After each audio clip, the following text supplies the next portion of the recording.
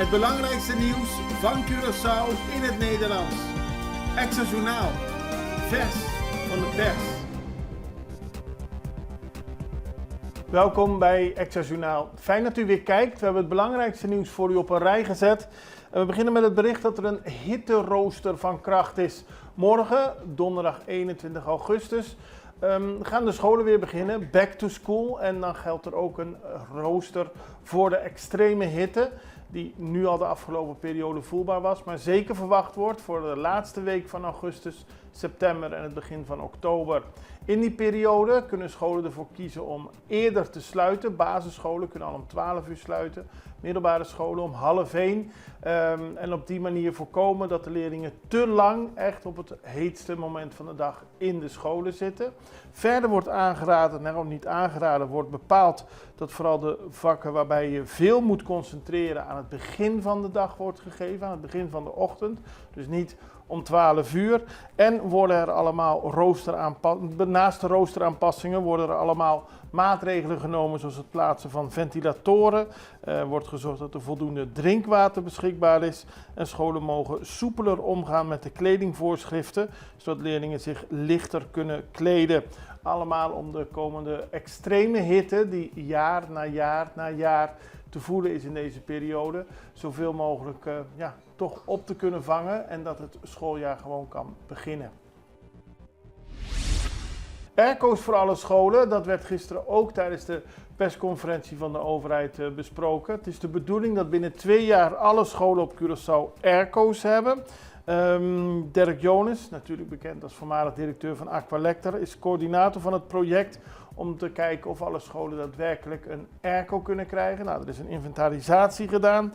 Het gaat nog om veel klassen, lokalen waar geen airco's zijn. Sommigen hebben airco's, maar die werken niet meer. In sommige gevallen is het beter dan om gewoon een nieuwe installatie te installeren. Soms moet ook de elektriciteit worden aangepast of moeten de ramen gedicht worden die nu niet kunnen sluiten. Er zijn allerlei problemen die opgelost moeten worden. En volgens Jonas zal het niet makkelijk zijn, maar wordt er wel gezorgd dat er wordt gewerkt aan het installeren van airco's op alle klaslokalen. 19 ongedocumenteerden aangehouden, dat heeft de kustwacht op Curaçao laten weten.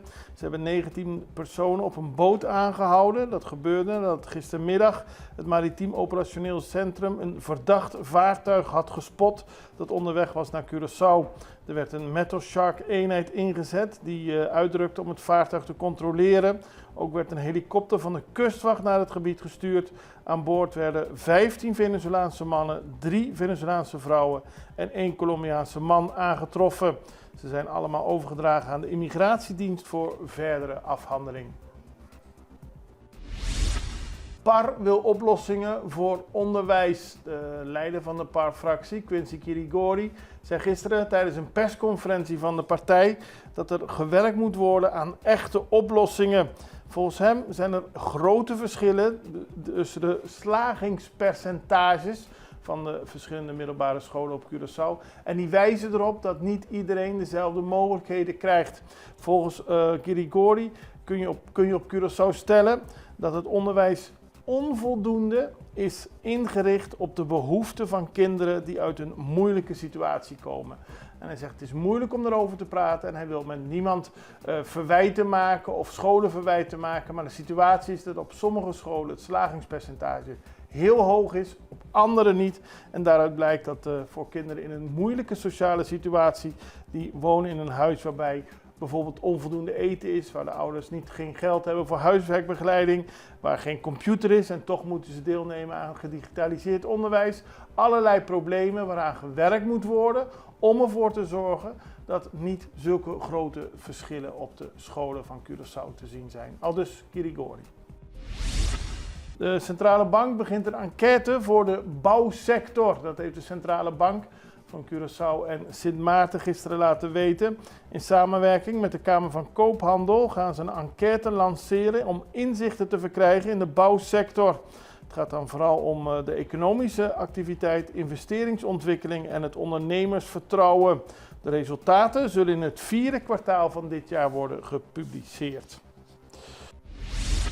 Scholieren krijgen schooltassen. Back to school. De leerlingen gaan weer naar school en daarvoor zijn er verschillende activiteiten waarvoor leerlingen waarvan de ouders het niet kunnen betalen, toch met een mooie gevulde schooltas naar school kunnen gaan. Onder meer door de Hopo Sepa, dat is de Hoban Positiva van Ceru Papaya en Ceru Fortuna, stonden de leerlingen gisteren in de rij voor een mooie schooltas. Maar bijvoorbeeld ook heeft de Commission Domi 50 schooltassen gekregen van Crown Automotives. En die worden uitgedeeld aan de kinderen in Ceru Domi, Domi Abau, Baraldwijk en Juan Domingo bij Colón. En ze werden overhandigd aan parlementariër Anna Maria Pauletta namens Commission Domi. Einde aan haardiscriminatie op Sint Maarten. Dat is een onderwerp wat al langer speelt. Leerlingen mogen de klas niet in als ze een bepaalde haardracht hebben.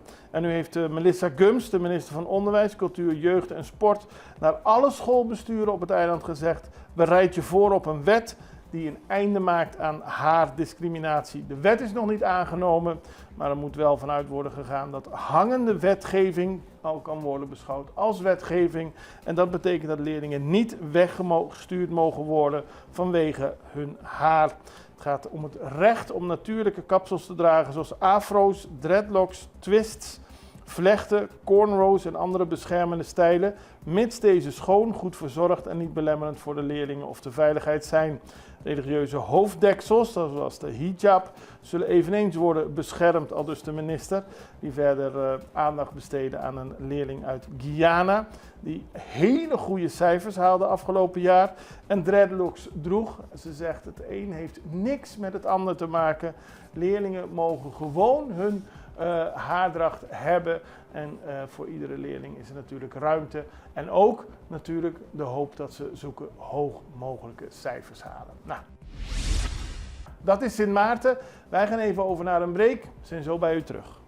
Extra in Nederland. Van Amsterdam tot Arnhem, van Groningen tot Maastricht, Extra is erbij. Volg Extra Digitaal en blijf op de hoogte van de belangrijkste ontwikkelingen in Nederland. Extra Digitaal is te zien op verschillende platforms en kanalen zoals WhatsApp, YouTube, Facebook, Instagram en ook TikTok. Wilt u ons op de hoogte brengen van een evenement of iets doorgeven? Neem contact op via WhatsApp, e-mail, Facebook of bel gewoon 06 1364 2945. Volg of abonneer je op Extra Digitaal. Klik aan en volg ons.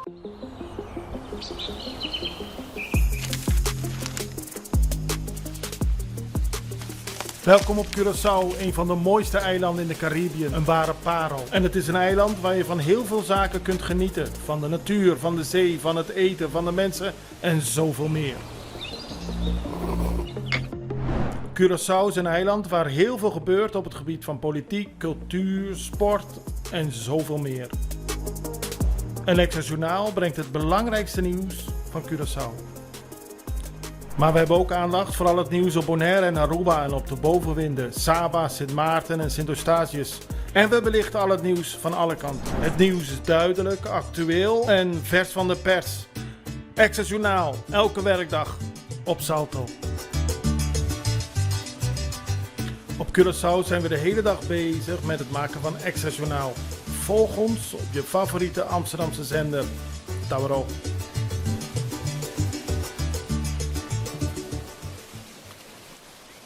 Het gaat veel over school in deze uitzending. Natuurlijk de Back to School. Donderdag 21 augustus gaan de schooldeuren weer open en de verschillende schoolbesturen zijn erop voorbereid. De schoolbesturen van DOS, het Rooms-Katholiek Schoolbestuur, VPCO, allemaal hebben ze de afgelopen dagen met leerlingen, met docenten bij elkaar gezeten om zich voor te bereiden op het nieuwe schooljaar. Daar werd bij voorbereiding gegeven over het nieuwe schooljaar, teruggekeken over punten die verbeterd kunnen worden en gemotiveerd om te zorgen dat het schooljaar 2025-2026 weer mooi van start kan gaan. Dan gaan we naar Stasia. Op Sint Eustatius zijn docenten in staking gegaan. Dat gebeurde afgelopen dinsdag. De leraren droegen borden waarop hun klachten stonden geschreven. Ze zijn boos omdat er heel veel mis is met het bestuur van de school, de Gwendoline van Putten school. En Kluit van Putten, bekend als politicus, heeft zijn steun aan de docenten gegeven. Want hij zegt dat de leraren zijn geïntimideerd in hun afgelopen periode. En dat zijn niet alleen Kluit van Putten, dat zei ook vakbondsvoorzitter Charles Woodley. Het gaat om problemen op de scholen waarvoor weinig oor is, waarvoor weinig, die wel bekend zijn, maar waar weinig wordt gedaan. En de docenten hebben nu laten weten dat ze niet zomaar aan het nieuwe schooljaar kunnen beginnen als er niet naar hun klachten wordt geluisterd.